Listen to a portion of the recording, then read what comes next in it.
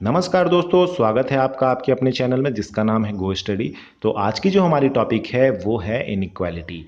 Inequality banking examination point of view से काफ़ी important topic है, क्योंकि हर एक बैंक के एग्जाम में इससे 5 नंबर के क्वेश्चन देखने को मिलते हैं। चाहे पेपर पीओ का हो या क्लर्क का हो, क्वेश्चन 5 नंबर के इससे आएंगे ही आएंगे। पीओ में इससे प्री में पूछा जाता है, जबकि क्लर्क में प्री और मेंस दोनों में पूछा जाता है। अगर टफनेस की बात करें तो इनइक्वालिटी काफ़ी आसान टॉपिक है। पर्सनली अगर कोई मेरे से पूछे कि आपको पूरे बैंकिंग प्रिपरेशन में आपको सबसे आसान टॉपिक कौन सा लगता है, तो मैं कहूँगा इनइक्वालिटी।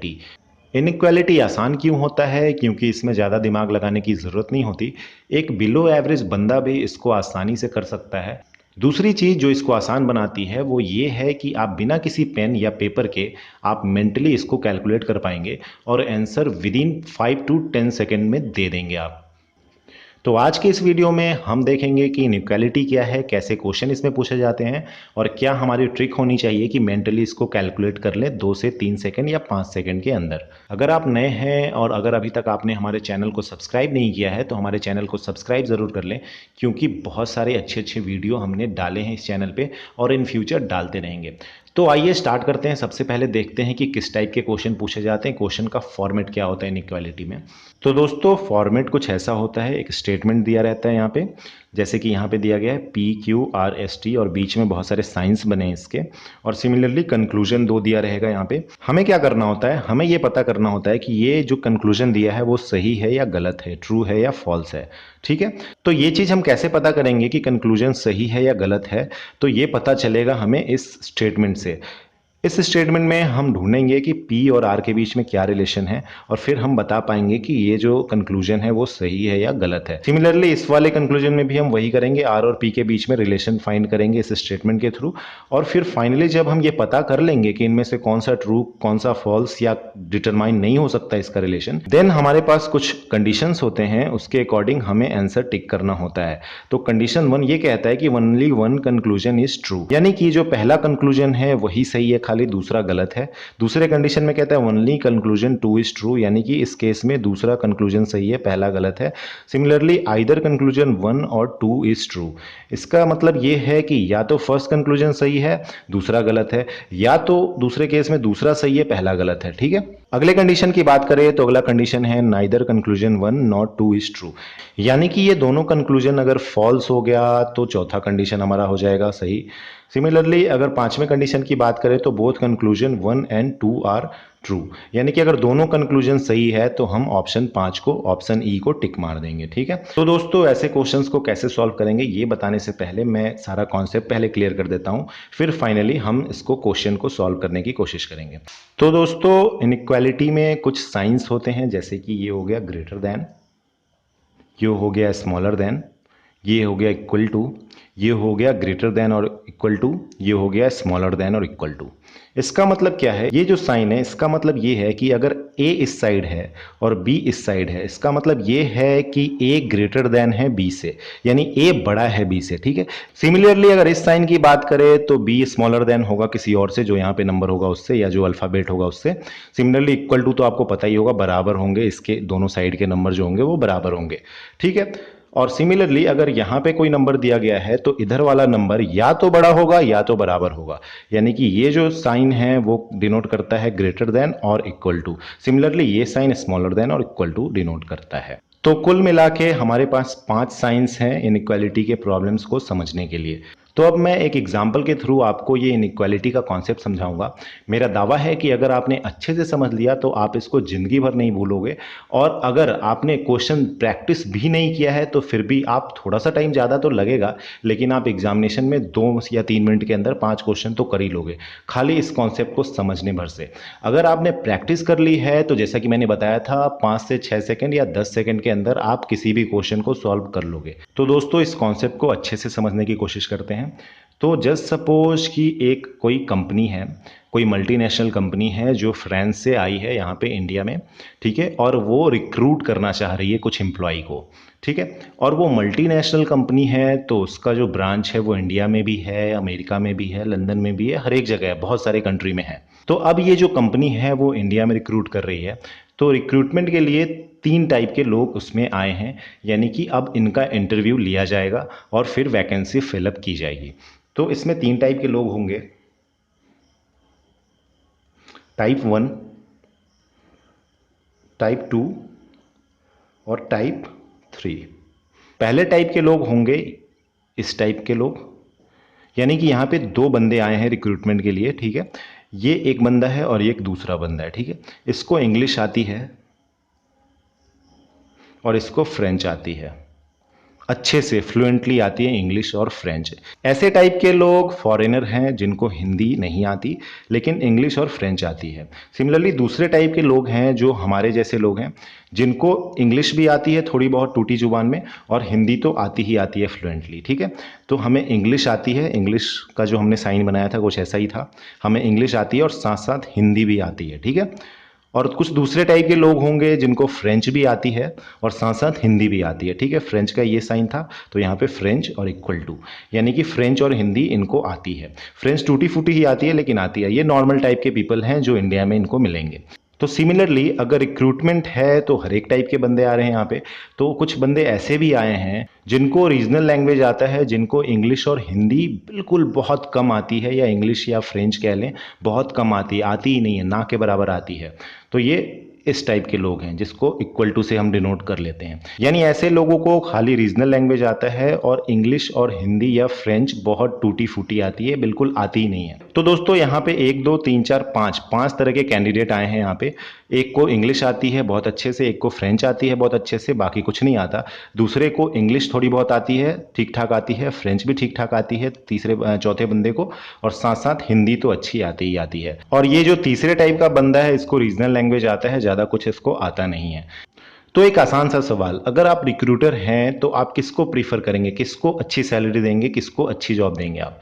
तो जाहिर सी बात है आपकी कंपनी मल्टीनेशनल है तो आप बड़े पोस्ट पे इंग्लिश बोलते हुए बंदे को बिठाएंगे आप, या फ्रेंच बोलते हुए बंदे को बिठाएंगे आप, क्योंकि आप चाहते हैं कि जो अपर लेवल के जो पोस्ट हैं वो हमारे कंट्री से ही लोग आए और उसको फिलअप करें। तो इस वजह से आप इंग्लिश और फ्रेंच बोलने वाले को ज़्यादा सैलरी देंगे और इसको प्रायोरिटी ज़्यादा देंगे और इसको अच्छे पोस्ट पे आप रिक्रूट कर लेंगे, ठीक है। तो ये टाइप 1 क्या हो गए, अच्छे लोग हो गए, प्रायोरिटी इनको ज़्यादा मिल रही है। अगर प्रायोरिटी ज़्यादा मिल रही है तो अच्छी सैलरी भी मिलेगी। सिमिलरली इन दोनों की अगर बात करें तो इनको खाली हिंदी आती है और इंग्लिश थोड़ी बहुत आती है, तो कुल मिला के ये इंडिया में ही फ्लैक्सिबल हैं। तो इनको भी हम रिक्रूट करेंगे लेकिन सैलरी इनसे कम देंगे, प्रायोरिटी इनसे कम रखेंगे इनकी, ठीक है। और तीसरे टाइप के लोग हैं जिसको हिंदी भी नहीं आती ठीक से, तो ऐसे लोग को हम ज़्यादा रिस्पॉन्सिबिलिटी वाला काम नहीं देंगे, छोटा मोटा ही काम देंगे, जैसे पिन का काम हो गया, लेबर का काम हो गया, तो इस टाइप का काम देंगे। तो इस हिसाब से इनकी सैलरी भी बहुत कम होगी। तो हमारी सबसे ज़्यादा प्रायोरिटी होगी इनकी, उसके बाद टाइप 2 वाले पीपल की, जो लिस्ट प्रायोरिटी होगी वो होगी टाइप 3 वाले पीपल की, ठीक है। प्रायोरिटी समझ आ गया। तो अब देखते हैं इन केस इन सबका सिलेक्शन हो गया तो अब क्या होगा। ये पीएन बन गया यहां से, ये बंदे हैं वो एचआर में हैं या क्लर्कियल पोस्ट पे हैं, ऐसे बंदे हैं ये एचआर या क्लर्कियल पोस्ट पे हैं। और ये दोनों जो बंदे हैं वो मैनेजर बन जाते हैं कहीं ऊपर लेवल पे, ठीक है। तो अब क्या होगा, अब क्या होगा, एक ही कंपनी में जब ये काम कर रहे हैं तो आपस में ये कम्युनिकेट करेंगे, ठीक है। तो जो ये इंग्लिश वाला है इसको खाली इंग्लिश आती है, तो ये कम्युनिकेट किससे कर सकता है, ये बातचीत किससे कर सकता है, ये इस बंदे से बातचीत कर सकता है क्योंकि इसको भी इंग्लिश आती है, टूटी फूटी से ही इसको आती है। बाकी इससे बात नहीं कर सकता क्योंकि इसको तो फ्रेंच आती है, इससे भी बात नहीं कर सकता, इसको खाली फ्रेंच ही आती है। सिमिलरली इस पीएन से इसकी बात करना मजबूरी है क्योंकि चाय पानी भी तो मंगवाना पड़ेगा। ये पीएन कुछ नहीं जानता, इंग्लिश हिंदी फ्रेंच कुछ नहीं जानता, बट इसको कम्युनिकेट करना है, चाय पानी का इंतजाम करना है, तो ये इससे भी बात कर सकता है, इससे भी कर सकता है, इशारे में ही सही, टूटी फूटी इंग्लिश में ही सही, टूटी फूटी फ्रेंच में ही सही, ये बात कर लेगा, ठीक है। तो इस पीएन का कम्युनिकेशन हर एक बंदे से होगा इसमें, ठीक है। सिमिलरली अगर इस बंदे की बात करें, अगर इस फ्रेंच बोलने वाले बंदे की बात करें, तो ये बंदा इस बंदे से ही कम्युनिकेट कर पाएगा, इससे कम्युनिकेट नहीं कर पाएगा, और ये बंदा इससे तो कर ही लेगा। क्योंकि ये पीएन है तो इससे इसको कम्युनिकेशन करना ही पड़ेगा। तो इसका कम्युनिकेशन इससे हो सकता है, इससे हो सकता है, इससे हो सकता है। ये तीनों आपस में कम्युनिकेट कर सकते हैं। सिमिलरली ये तीनों आपस में कम्युनिकेट कर सकते हैं। ये बंदा कम्युनिकेट किस किस से कर पाएगा, इससे और इससे।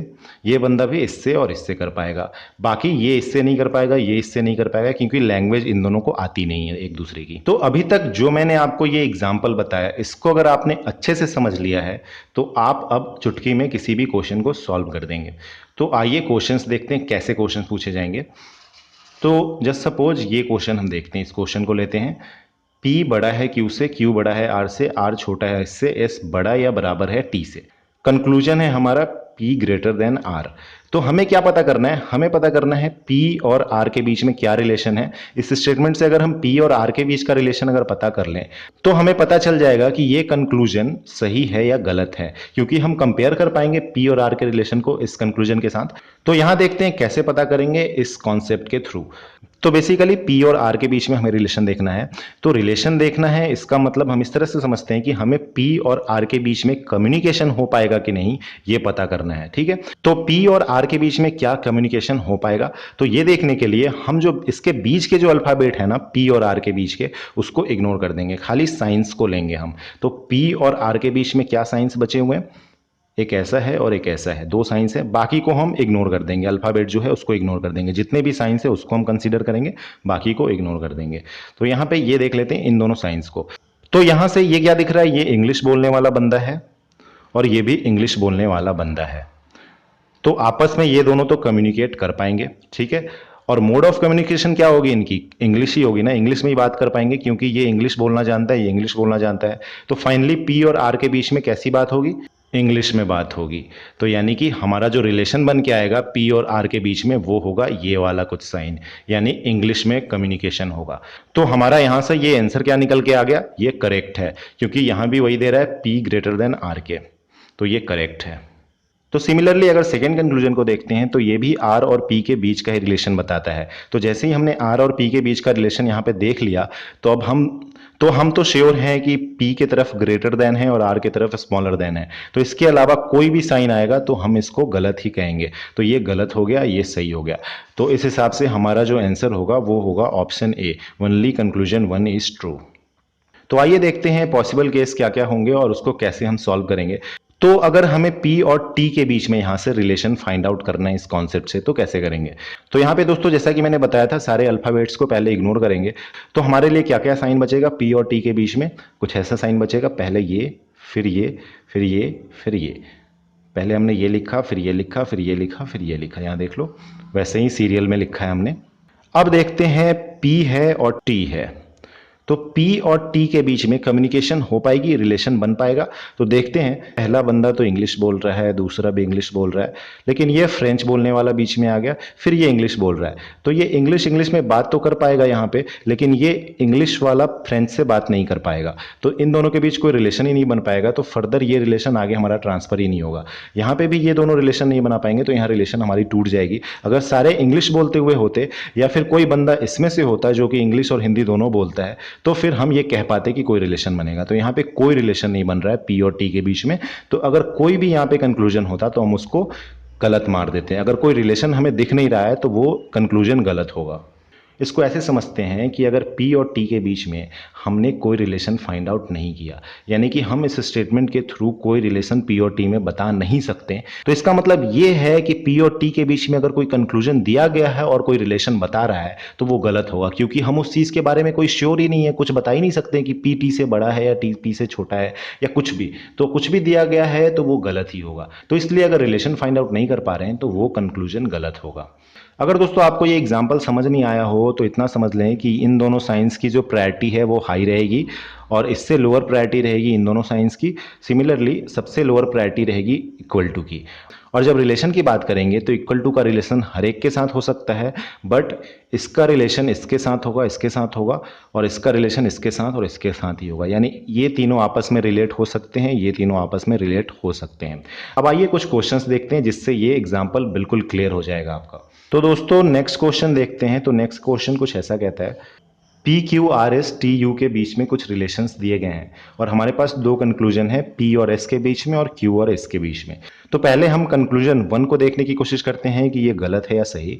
तो यहाँ से कैसे देखेंगे, P और S के बीच में क्या रिलेशन है ये पता करते हैं। तो P यहाँ दिख रहा है हमें और S हमें यहाँ दिख रहा है। इन दोनों के बीच का सारा अल्फ़ाबेट हम भूल जाएंगे और खाली साइंस इसके जो हैं उसको कंसीडर करेंगे। तो मैं इसको मेंटली ही करूँगा, लेकिन यहाँ पे आपको समझाने के लिए यहाँ लिख देता हूँ। तो यहाँ पे साइंस क्या क्या रहेंगे P और S के बीच में, ये और ये सीरियली लिखा है मैंने। पहले ये साइन आया था तो ये लिखा, इसके बाद ये साइन था तो ये लिखा हमने, उसके बाद स्मॉलर देन साइन था तो स्मॉलर देन साइन लिखा। अब पूछा जा रहा है कि P और S के बीच में रिलेशन है कि नहीं। तो P और S के बीच में रिलेशन है। ये फ्रेंच बोलता हुआ बंदा है और ये भी बंदा फ्रेंच बोल सकता है, तो इन दोनों के बीच रिलेशन है। फर्दर इन दोनों के बीच भी रिलेशन है क्योंकि इसको भी फ्रेंच आती है, इसको भी फ्रेंच आती है। तो फाइनली P और S के बीच में कम्युनिकेट हो पाएगा। और क्या कम्युनिकेशन होगी हमारी, ये वाली कम्युनिकेशन होगी और फ्रेंच लैंग्वेज की कम्युनिकेशन होगी हमारी। सिमिलरली अगर इसको अदर वे में देखें तो एक टाइप का ये दोनों है और दूसरे टाइप का ये वाला है, तो ये दोनों सेम ही साइन है तो इन दोनों के बीच तो रिलेशन होगा ही। और जैसा कि यहाँ इस चार्ट से आप देख पा रहे होंगे इन दोनों के बीच और इन दोनों के बीच रिलेशन है, तो यहाँ पे इन दोनों के बीच भी रिलेशन है। तो इन तीनों के बीच रिलेशन है तो P और S के बीच में हमारा रिलेशन निकलेगा। अब रिलेशन क्या निकलेगा, प्रायोरिटी हमारी किसकी है, टाइप 1 की ज़्यादा है, तो टाइप 1 का हम ले लेंगे साइन। यानी कि P और S के बीच में जो रिलेशन निकलेगा उसकी प्रायोरिटी सबसे ज़्यादा कौन सी है, इसकी प्रायोरिटी है। तो ये वाला साइन यहाँ लिख देंगे और ये हमारा आंसर हो जाएगा। तो अब देखते हैं जो हमने ये रिलेशन निकाला वो क्या फॉलो करता है। तो कंक्लूजन में सेम ही दिया गया है तो ये ट्रू है ये कंक्लूजन। सिमिलरली अगर दूसरे कंक्लूजन की बात करें तो Q और S के बीच में रिलेशन पूछ रहा है, तो Q और S के बीच में, तो यहाँ पे हम लिखेंगे नहीं अब साइन, अब इसको मेंटली करेंगे। तो ये और ये साइन हमें दिख रहा है Q और S के बीच में। ये वाला बंदा फ्रेंच भी बोलता है और हिंदी भी बोलता है, सिमिलरली ये वाला बंदा फ्रेंच बोलता है, तो इन दोनों के बीच में कम्युनिकेशन पॉसिबल है, हाँ पॉसिबल है।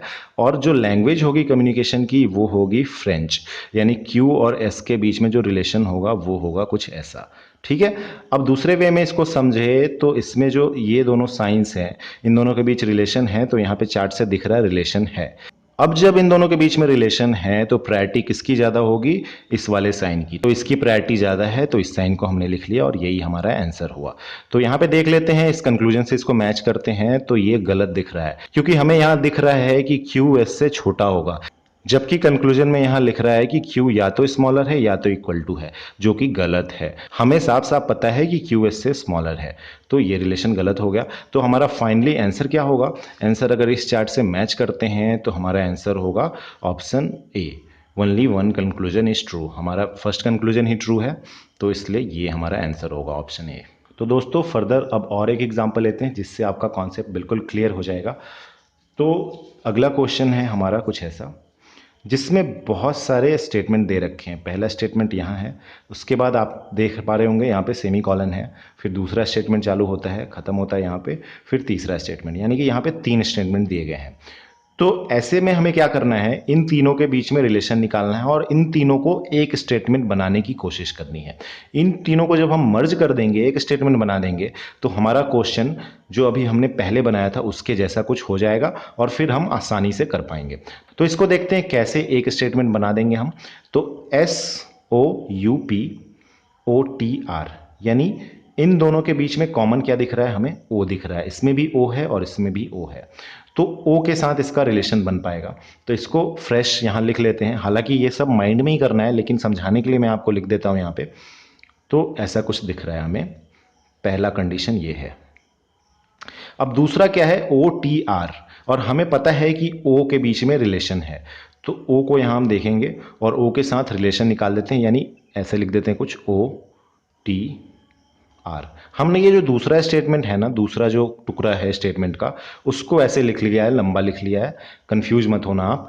O जो है स्मॉलर देन इक्वल टू है T से, T स्मॉलर देन R है, यहाँ पे भी वही चीज़ है, इसी को हमने ऐसे लिख लिया है।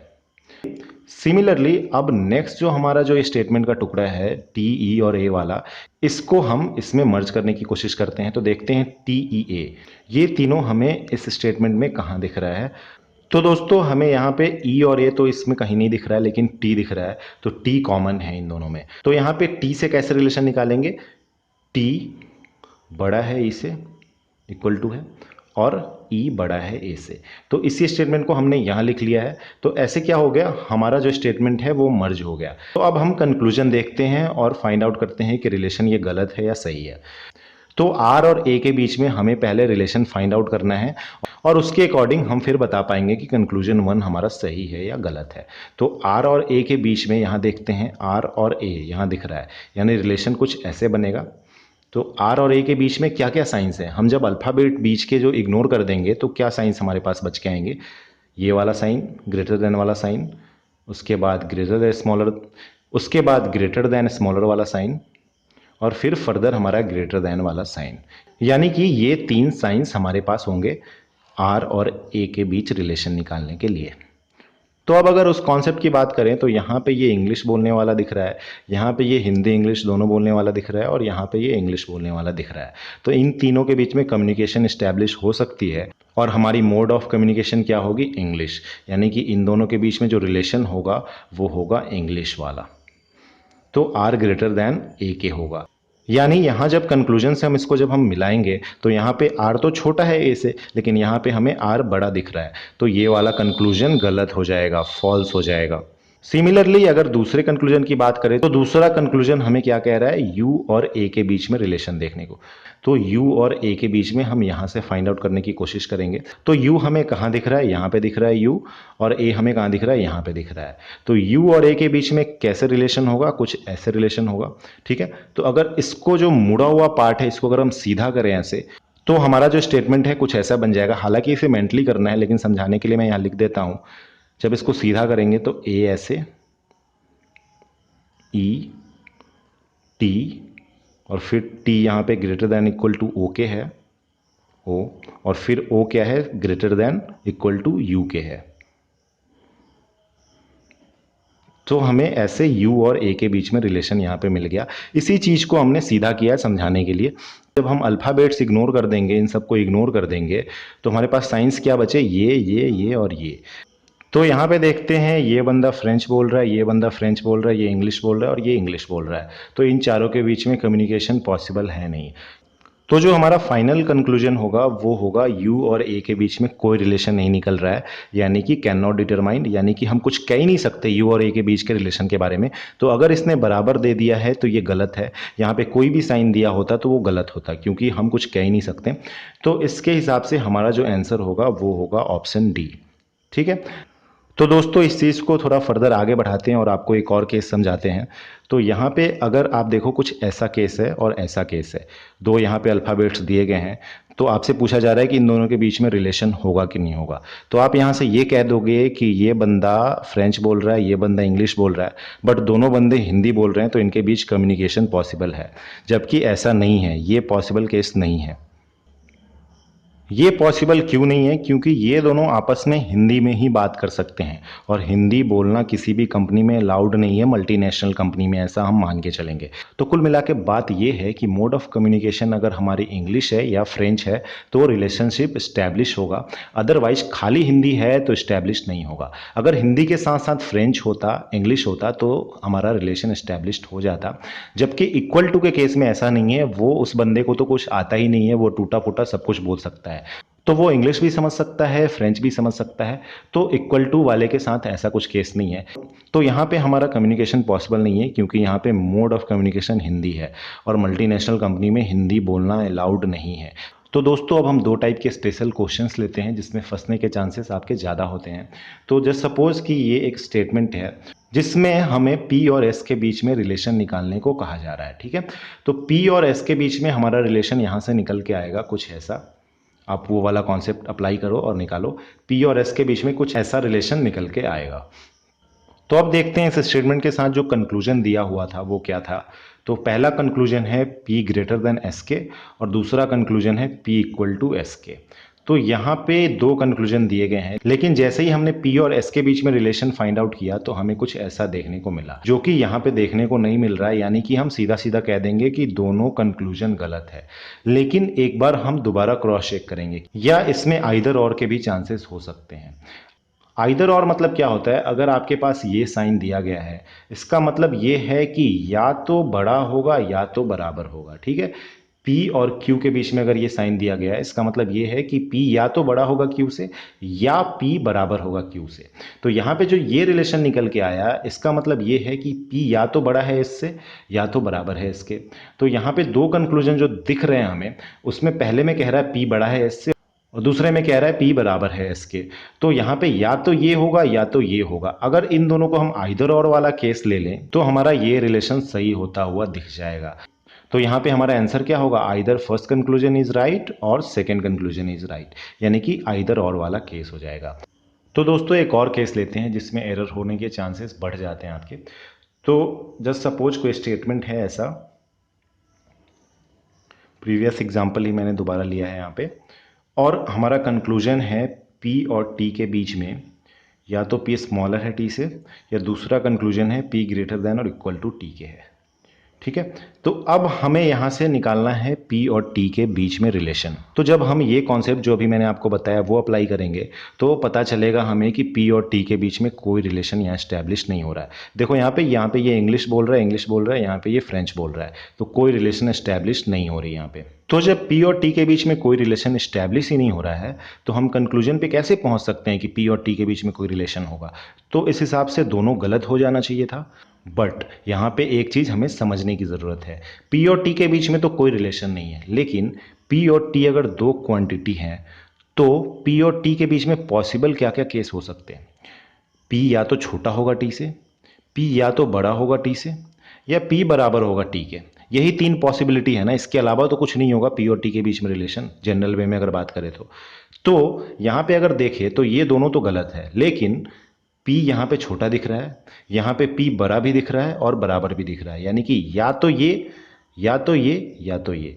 और इसका मतलब यही होता है कि P या तो बड़ा है या तो बराबर है T के, और इसका मतलब तो है कि P छोटा है T के। तो इस केस को हम ऐसे लिख सकते हैं कि जो हमारा आंसर होगा वो आइदर 1 और आइदर 2 होगा। ठीक है, तो जब हम ऐसा केस लिखेंगे तो इसका मतलब ये होगा कि ये वाला केस भी उसमें इंक्लूड हो गया, ये वाला केस भी इंक्लूड हो गया और बराबर वाला केस भी इंक्लूड हो गया। तो यानी कि इसका जो आंसर होगा वो आइदर 1 या आइदर 2 होगा। तो दोस्तों ये जो दो स्पेशल केस बताए हैं मैंने, इसको आप अच्छे से ध्यान में रखना और फिर क्वेश्चन सॉल्व करना। तो दोस्तों आज के इस लेक्चर को मैं यहीं कंक्लूड करूंगा। आप इस लेक्चर को खाली देखो ही मत, इस लेक्चर को देखने के बाद जाओ नेट पे जाओ, कुछ क्वेश्चन सर्च करो और वहाँ से क्वेश्चन सॉल्व करने की प्रैक्टिस कर लो थोड़ी, या फिर आपके पास कोई रिसोर्स है, कोई बुक्स वगैरह हैं तो वहाँ से आप क्वेश्चन सॉल्व कर लो ताकि आपका कॉन्सेप्ट क्लियर हो जाए। आई होप कि मैंने जो बताया है वो सब कुछ आपको समझ आ गया होगा और आप आसानी से किसी भी क्वेश्चन को सॉल्व कर पाएंगे।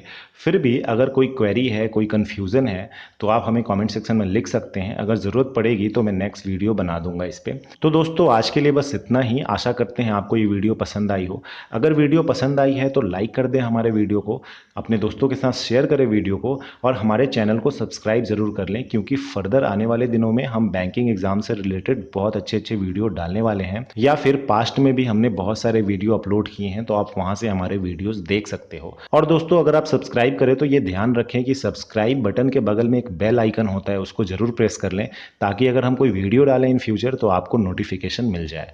तो अभी के लिए बस इतना ही। बाय बाय, जय हिंद।